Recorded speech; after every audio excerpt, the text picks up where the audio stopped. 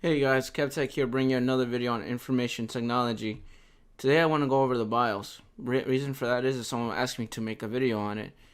Any chance you can do a video on the BIOS operations and be much appreciated. So, without further ado, let me go over that. Hope everyone's having a great day. Let's go to the beginning. So, overview of BIOS. It's gonna be fun. So basic input and output system that's what the acronym stands for. And obviously there are different types of motherboards, and each motherboard is different according to the manufacturer. They put the BIOS settings on the system board. You go to the website if you want to update the BIOS, or if you want to update the drivers, you just go to the manufacturer website. Some things are plug and play, some are not. It depends on the thing you plug in. It will require drivers, additional drivers if you want to run it. And there are some terminologies you need to understand or know, because I'm going to go over the BIOS after this on my computer, and you have to understand these things, otherwise you're not able to understand what I'm talking about. So there's UEFI. This is a specification for software programs that connects a computer's firmware to its operating system.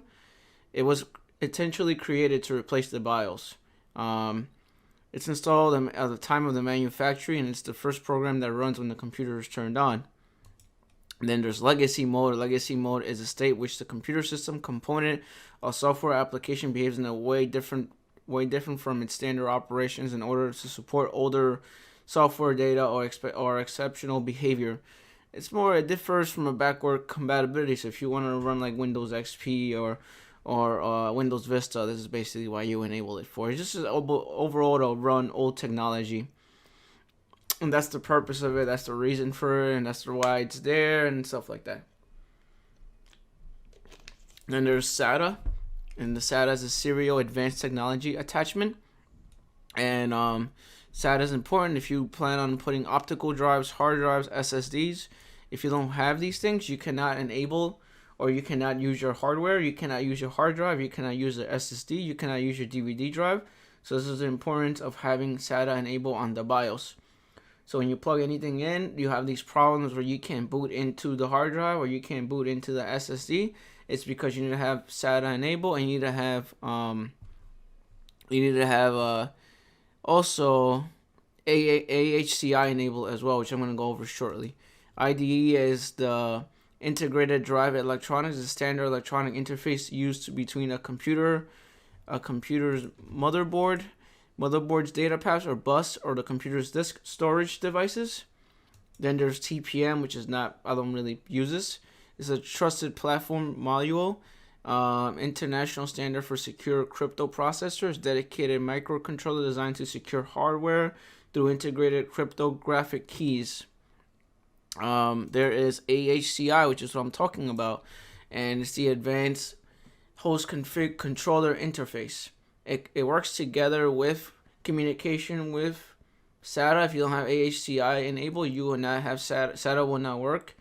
This is the issue I was having when I was working on a computer.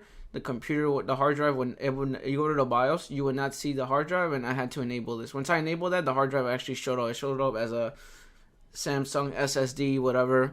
So also part of this, you could do hot swappable stuff. So you could plug in a hard drive or SSD or something while the computer is on, so it's hot swappable. You could plug things in while the computer is still running, which is kind of cool. And you can do a couple other things as well. Also, there's Pci boot. There's boot options. You can boot into your DVD drive, whatever, if you want to. Pci boot allows for computing pre-boot execution environment.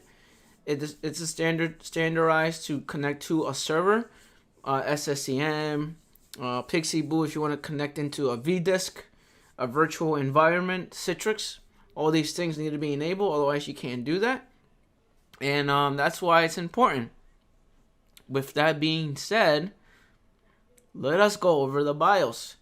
I'm going to go over the BIOS on my computer, and I'm going to show you how it works and how it looks like, and just the different settings and everything. You could just look at it and just go along with me and just look at my stuff. And if you have any questions or concerns, definitely let me know. Hopefully you're able to see and understand that video, and hopefully you enjoy it. And that's about it. Please enjoy my video that I'm making right now. You should see it right about now. Hey guys, Kevtech here, bringing another video on information technology. So I want to go over the BIOS settings. Every computer is different. Some you have to press delete, some you gotta press F12, some you gotta press F1. Every BIOS is a little different. Usually the default is the delete button. On my computer, it is the delete button. You could also press F11 to go into the BIOS from on my computer. I'm just going to show you what it is. I want to show you what it is real quick. Hopefully you understand the gist of the stuff that I went over. Here we go. Here's my BIOS. It looks a little weird.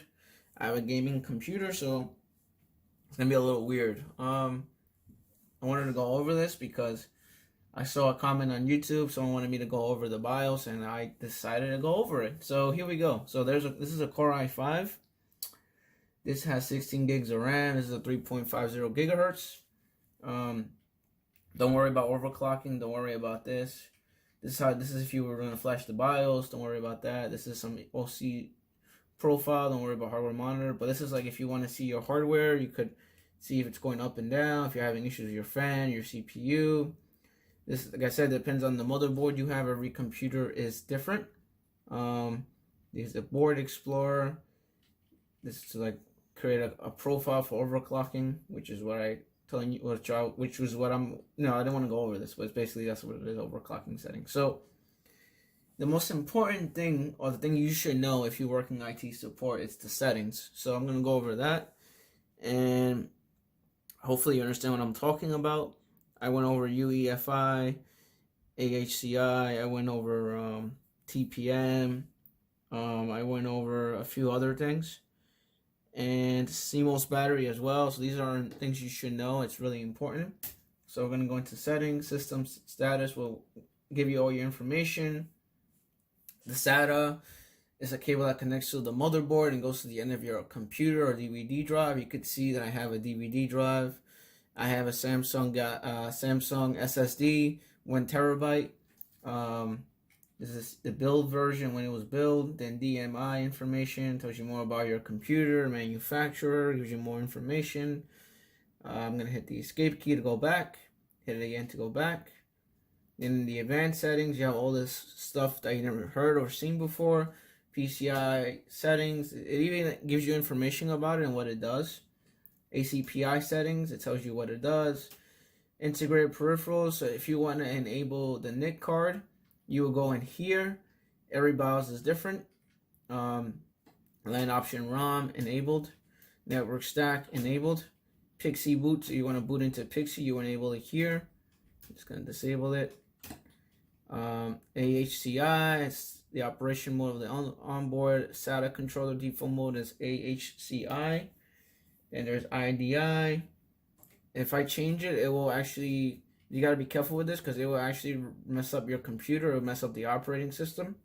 This is if you have hot plug enabled. So basically, you could plug something into the computer and it won't disturb the computer or the BIOS while the computer is on. You could actually plug something. It's like hot swappable. Integrated graphics card tells you about your graphics card. Tells you about your monitors. So enable disable multi-screen output from integrated graphics cards. I have a MSI GTX 1080 8 gigs of RAM Ti. That's what I have on my computer.